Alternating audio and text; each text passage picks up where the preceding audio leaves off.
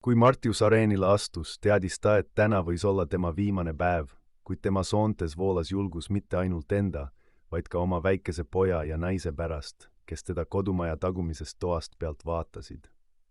Livia pigistas oma poja Luciuse õlga, kui kauged karjed areenilt nendeni jõudsid, püüdes varjata pisaraid, mis tahtsid tema silmist voolata, teades, kui vähe gladiaatoreid õnnestus oma perekondade juurde tagasi pöörduda.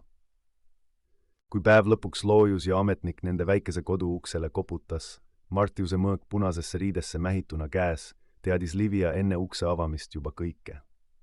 Aasta pärast Martiuse surma õpetas Livia Luciusele iga päev lugemist ja kirjutamist, otsustades, et tema poeg ei peaks kunagi areenile astuma, vaid saab parema tuleviku läbi hariduse.